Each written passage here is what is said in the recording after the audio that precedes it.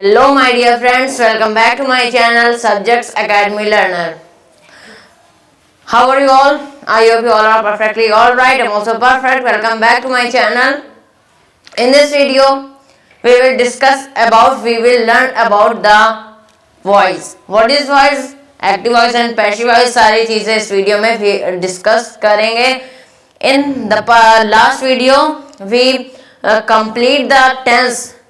Complete हो चुका था टेंस लास्ट वीडियो में. We have completed the tense full now and also I told that in the next video we will learn about the next video of my will be active voice and passive voice. So I am here with a new video active voice and passive voice. Let's start the video without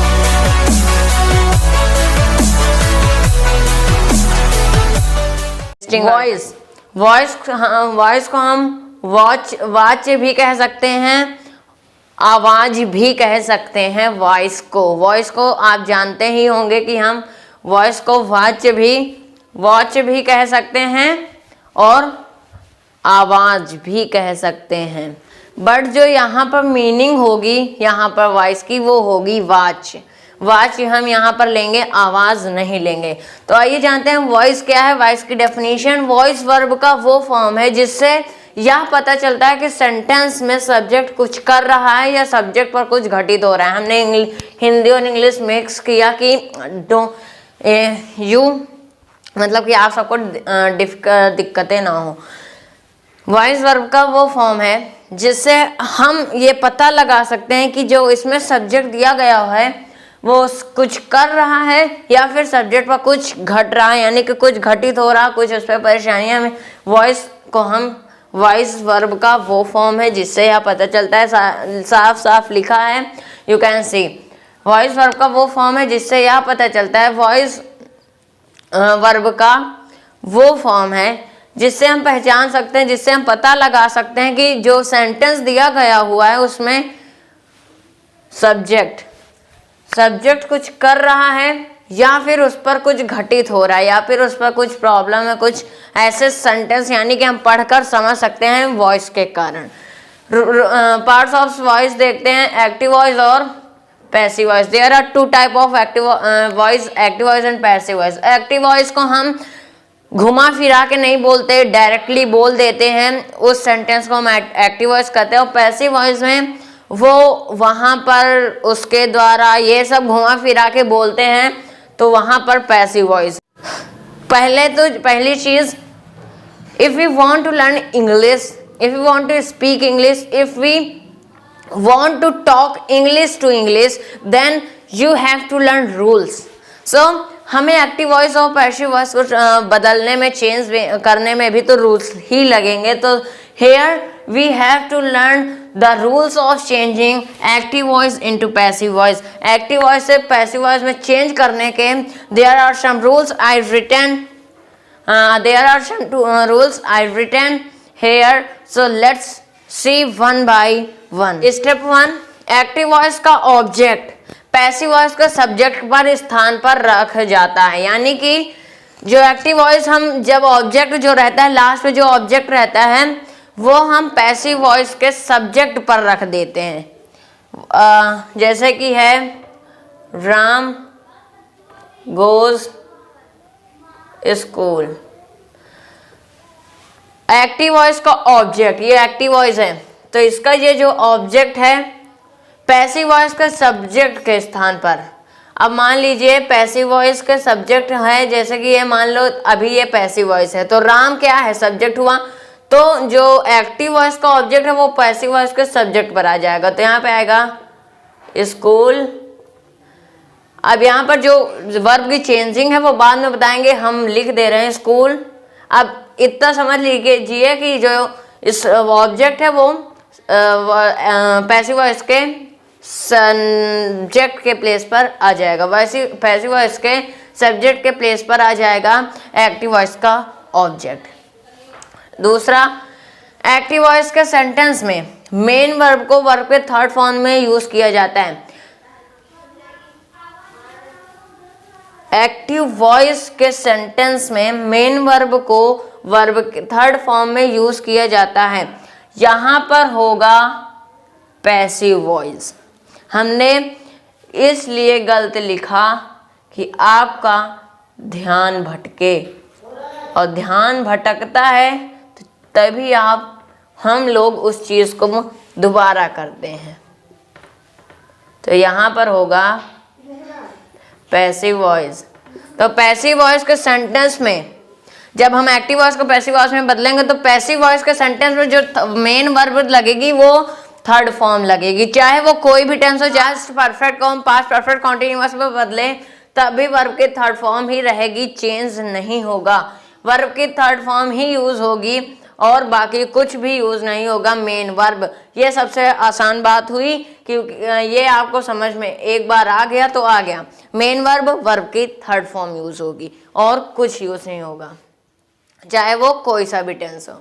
verb के पहले active voice में अगर verb के पहले मान लिए active voice में अगर इज, एम, आर, वॉज, वर, ये यानी कि प्रेजेंट कॉन्टिन्यूअस के और पास्ट कॉन्टिन्यूअस के हेल्पिंग वर्ब दी गई हो तो जब हम पैसिव वॉइस में बदल देंगे हम बीइंग ऐड कर देंगे। जब हम पैसिव वॉइस में बदल देंगे एक्टिव वॉइस को जब हम पैसिव वॉइस में बदल देंगे और ये दो मतलब कि प्रेजेंट कॉन्टिन्यूअस पास्ट कॉन्टिन्यूअस की हेल्पिंग वर्ब दी गई हो तो उसमें हम बीइंग ऐड कर देंगे।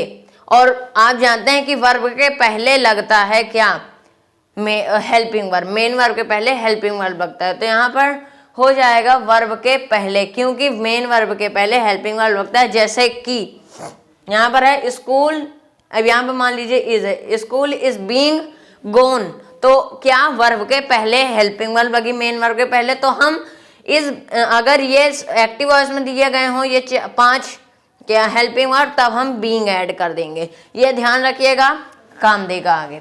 रूल 3, प्रोनाउन का प्रयोग जब सब्जेक्ट के रूप में होता है तब वह नॉमिनेटिव केस में रहता है। वन थिंग हेयर समझिएगा, प्रोनाउंस हैं कोई सा भी प्रोनाउन हो, अगर उसका प्रयोग सब्जेक्ट के रूप में होता है तब वह नॉमिनेटिव केस होता है। उसका प्रयोग सब्जेक्ट के रूप में है तो नॉमिनेटिव केस, अगर ऑब्जेक्ट के रूप में है तो ऑब्जेक्टिव केस, और जब उसका प्रयोग ऑब्जेक्ट के रूप में होता है तब वह ऑब्जेक्टिव केस है। अब यहाँ पर हम बदलेंगे कैसे, कहाँ कहाँ पर चेंज होगा। अगर हाँ एक्टिव वॉइस में आई है तो पैसिव वॉइस में जब वो ऑब्जेक्ट में जाएगा तो मी हो जाएगा, वी है तो अस हो जाएगा, यू है तो यू ही रहेगा, ही है तो हिज, सी है तो हर, दे है तो देम, हुआ है तो हूँ। यहाँ पर देखिए जैसे I am going to school, तो यहाँ पे होगा school is being gone by me, I change होगा मी में। इसी तरह से ये सारे चेंज है। अगर ऑब्जेक्ट ये क्या हो तो जब पैसिव वॉइस में बदलेंगे तो ऑब्जेक्ट ये हो जाएगा। ये रूल्स अगर आपको तैयार हो गए तो you can change the active voice directly into the passive voice without any difficulty. Now rule 4 है, एक्टिव वॉइस में सेंटेंस में ऑब्जेक्ट जरूर रहना चाहिए। ये अगर ऑब्जेक्ट नहीं रहा तो जैसे आई एम गोइंग, तो आप कहाँ जा रहे हैं तो ऑब्जेक्ट पहले कहाँ लिखेंगे पैसिव वॉइस में, देन इसीलिए यू हैव ऑब्जेक्ट, आप you will have to object, आपके पास होना चाहिए ऑब्जेक्ट, जरूर होना चाहिए सेंटेंस में। यहां पर एक एग्जांपल है, ही गोज टू मार्केट, यह चेंज होगा मार्केट इज गोन बाय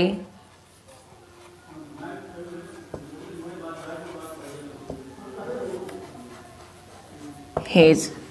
यहाँ पर हीज को हम ही को हिज में भी हिम में भी किसे में चेंज कर सकते हैं, तो यहाँ पे होगा market is gone by him.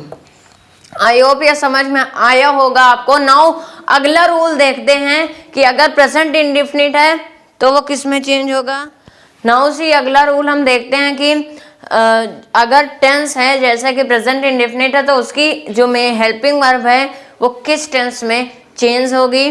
और प्रेजेंट कॉन्टिन्यूअस है तो वो किस टेंस में चेंज होगी। तो इसी तरह के टेंस के परिवर्तन यानी टेंस के हेल्पिंग वर्ब्स के चेंज देखते हैं। आइए देखते हैं कि rules of changing helping verb of different tenses. Different tenses में हेल्पिंग वर्ब एक्टिव वॉइस से पैसिव वॉइस में कौन सी हेल्पिंग वर्ब लगते हैं जब एक्टिव वॉइस से पैसिव वॉइस में चेंज होती हैं।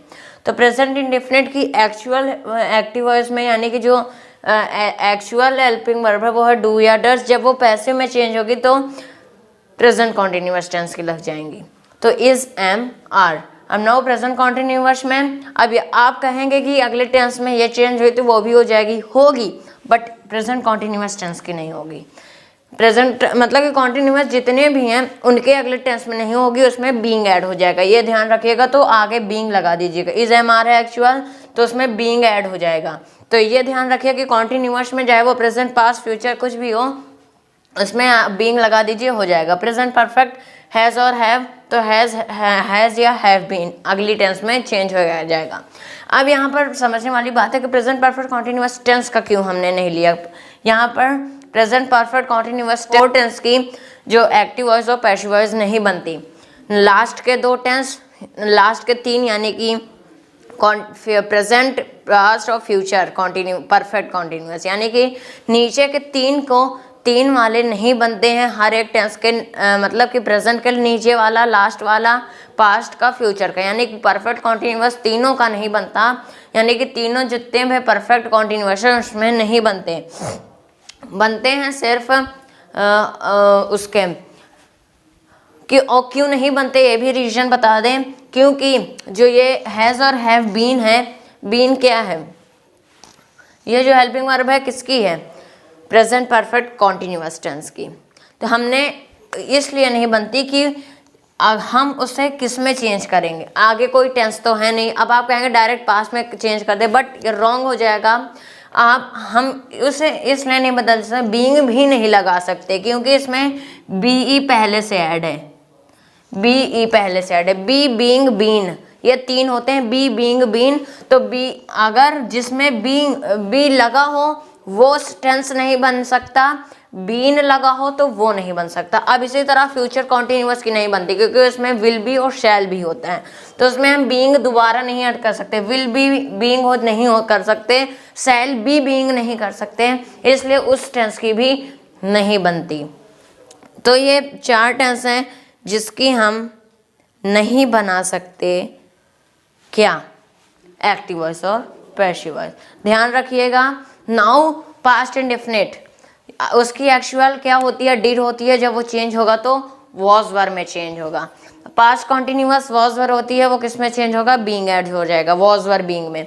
पास्ट परफेक्ट हैड है तो हैड बीन में, फ्यूचर इंडेफिनिट विल और शैल है तो विल और शैल बी में। ये ध्यान रखिए कि कॉन्टिन्यूअस में बीइंग ऐड हो जाएगा और जितने भी टेंस है वो अगले टेंस में चेंज हो जाएंगे, ये ध्यान रखिए, सब हो जाएगा। अब ये रूल्स हुए काफ़ी। अब अगली वीडियो जो आएगी वो टेंस को कैसे हम सॉल्व करें, वो एक्टिव वॉइस और पैसिव वॉइस में कैसे बदलें, रूल्स इतने सीख लीजिएगा। तब तक अगली वीडियो आते तक आपको हम ज़रूर बताएंगे कि आप इतने तो रूल सीख लिए हैं, अब सेंटेंस कैसे बदलेंगे। अगर आप रूल सीख लिए हैं तो आप सेंटेंस भी बदल सकते हैं, बट कोशिश करिएगा। I will again with a new video. Thanks a lot.